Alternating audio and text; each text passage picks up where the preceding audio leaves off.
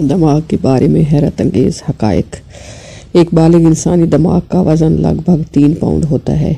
مردوں کے دماغ کا اوسط وزن 2.9 پاؤنڈ 1336 گرام اور خواتین کا 2.6 پاؤنڈ 1198 گرام ہوتا ہے۔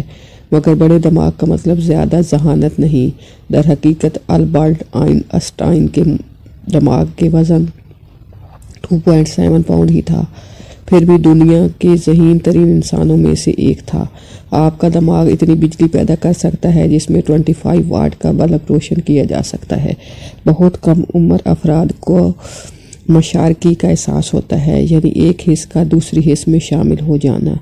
دیکھنے کی حس سننے کی حس میں مشارکت کر لے، سونگھنے کی حس چھونے کی حس میں مشارکت کر لے وغیرہ۔ مثلاً وہ رنگوں کو سن سکتے ہیں، الفاظ کو سونگھ سکتے ہیں۔ ایسا بھی ہوتا ہے، لیکن یہ احساس بہت کم لوگوں کو ہوتا ہے، جس کو ہم چھٹی حس سے اکثر تعبیر کر دیتے ہیں۔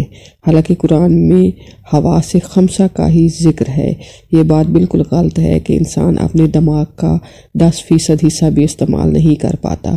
در حقیقت انسان اپنے دماغ کا 10% سے بھی زائد حصہ استعمال کر پاتا ہے، کیونکہ دماغ کا کوئی بھی حصہ ایسا نہیں جو فعال نہ ہو۔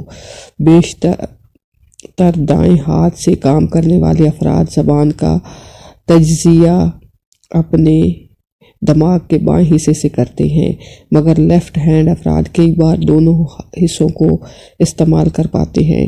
انسانی دماغ کی نشو و نما 25 سال کی عمر تک جاری رہتی ہے۔ اس کے بعد دماغ کا سائز بڑھنا رک جاتا ہے۔ دماغ وہ واحد عضو ہے جو خود کو خیالات سے آلودہ کر سکتا ہے۔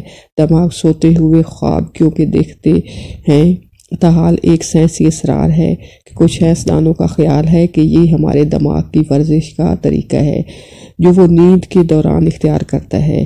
دیگر کا دعویٰ ہے کہ اس سے دماغ کو دن بھر کی یادداشتوں اور خیالات کو جذب کرنے میں مدد ملتی ہے۔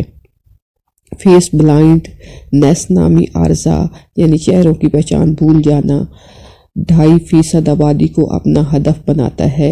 اسٹینفورڈ یونیورسٹی کی 2012 کی ایک تحقیق کے دوران دماغ کے وہ حصے جو دماغ کو شناخت کرنے کے لیے ضروری ہوتے ہیں، اگر ان کو کوئی نقصان پہنچے تو اس سے لوگوں کے لیے چہرے یاد رکھنا ممکن نہیں ہو پاتا، اور وہ لوگ انسانی چہروں کو یاد رہنے کی قابل اشیاء میں دیکھتے ہیں۔ آپ خود کو گدگدی نہیں کر سکتے کیونکہ حرام مغز آپ کو ایسا کرنے سے روکتا ہے۔